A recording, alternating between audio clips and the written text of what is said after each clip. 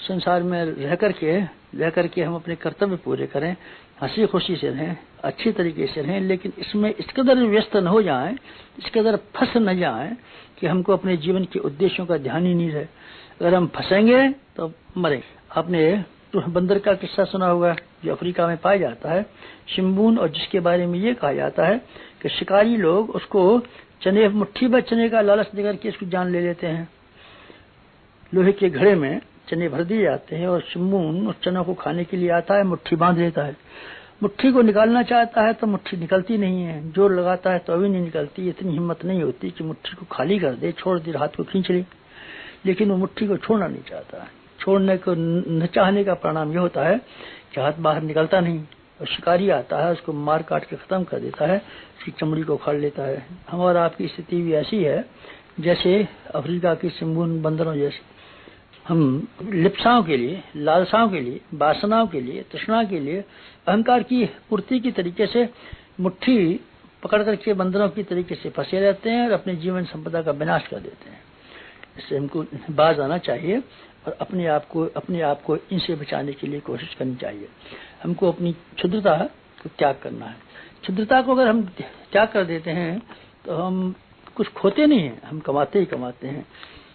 Karl Marx मजदूरों से ये कहते थे, मजदूरों एक हो जाओ, तुम्हें गरीबी के अलावा कुछ खोना नहीं है। और मैं ये कहता हूँ, अध्यात्म मार्ग पर चलने वाले विद्यार्थियों, तुम्हें अपनी क्षुद्रता के अलावा और कुछ नहीं खोना है, पाना ही पाना है। आध्यात्मिकता के मार्ग पर पाने के अलावा कुछ नहीं है। इसमें एक ही चीज हाथ से गुम जाती है, उसका नाम है आदमी की क्षुद्रता और संकीर्णता। क्षुद्रता और संकीर्णता को त्यागने में अगर आपको कोई बहुत कष्ट न होता हो तो मेरी प्रार्थना है कि आप इसको छोड़ दें और आप महानता के रास्ते पर चलें।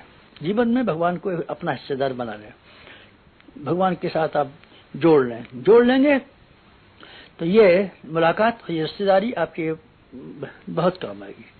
गंगा ने अपने आप को हिमालय के साथ में जुड़ा रखा। गंगा का और हिमालय का तालमेल और उसका रिश्ता नाता ठीक बना रहा और हमेशा गंगा का पानी खर्च करती रही, लेकिन पानी की कमी नहीं पड़ने पाई।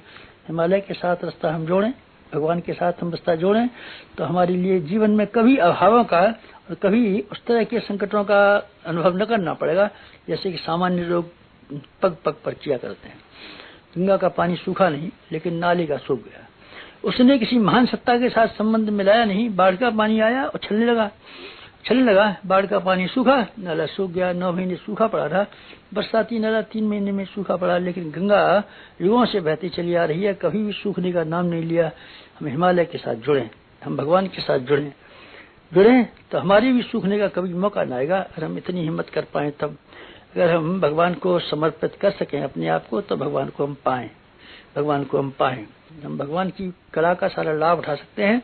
शर्त यह है कि हम अपने आप को, अपनी महत्वाकांक्षाओं को, अपनी कामनाओं को और अपनी दुष्ट वृत्तियों को भगवान के सुपुर्द कर दें।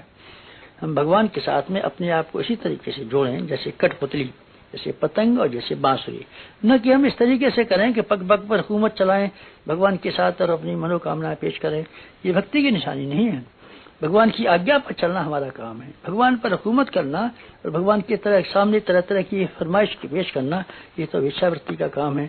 हम में से किसी की भी उपासना लौकिक कामनाओं के लिए नहीं, बल्कि भगवान की साझेदारी के लिए, भगवान को स्मरण रखने के लिए, भगवान के आज्ञानुवर्ती होने के लिए और भगवान को अपना समर्पण करने के उद्देश्य से उपासना होनी चाहिए। अगर आप ऐसी उपासना करेंगे तो मैं आपको विश्वास दिलाता हूँ उपासना सफल होगी। आपको आंतरिक संतोष मिलेगा। न केवल आंतरिक संतोष मिलेगा, पर आपके व्यक्तित्व का विकास होगा। और व्यक्तित्व के विकास करने का निश्चित परिणाम यह है कि आदमी भौतिक और आत्मिक दोनों तरह की सफलताएं भरपूर मात्रा में प्राप्त करता है। मेरा आपसे अनुरोध यह है कि आप हंसती हंसाती जिंदगी जिए, खिलती खिलाती जिंदगी जिए, हल्की फुल्की जिंदगी जिए। हल्की फुल्की जिंदगी जिएंगे तो आप जीवन का सारा आनंद पाएंगे। अगर आप घुसेंगे तो आप नुकसान पाएंगे। आप अपने कर्तव्यों को पूरा करने के लिए जिंदगी को जिए, हंसी खुशी से जिए। हमें मालिक की जिंदगी जीनी चाहिए, मालिक की नहीं। मालिक की जिंदगी में बहुत भारीपन है और बहुत कष्ट है। मालिक की जिंदगी केवल रखवाली की तरीके से, चौकीदार की तरीके से अगर हम जिए तो हम पाएंगे जो कुछ भी कर लिया हमारा कर्तव्य ही काफी था। मालिक को चिंता रहती है सफलता मिली नहीं मिली, मालिक को इतनी चिंता रहती है कि अपने कर्तव्य और फर्ज पूरे किए कि नहीं किए। हम दुनिया में रहें काम दुनिया में करें, पर अपना मन भगवान में रखें, अर्थात उच्च उद्देश्य और उच्च आदर्शों के साथ जोड़ रखें। हम दुनिया में डूबे नहीं, हम खिलाड़ी की तरीके से जिए, हार जीत के बारे में बहुत ज्यादा चिंता न करें, हम अभिनेता की तरीके से जिए। हमने अपना पार्ट प्ले ठीक तरीके से किया कि नहीं किया, हमारे लिए इतना ही संतोष बहुत है। ठीक है, परिणाम नहीं मिला तो हम क्या कर सकते हैं, बहुत सी बातें परिस्थितियों पर निर्भर रहती हैं, परिस्थितियां हमारी अनुकूल नहीं रही तो हम क्या कर सकते थे, कर्तव्य हमने अपना पूरा किया, बहुत हमारे लिए बहुत। इस दृष्टि से अगर आप जिएंगे तो आपकी खुशी को कोई छीन नहीं सकेगा, और आपको इस बात की परवाह नहीं मिलेगी कि जब कभी सफलता मिले तब आपको प्रसन्नता हो।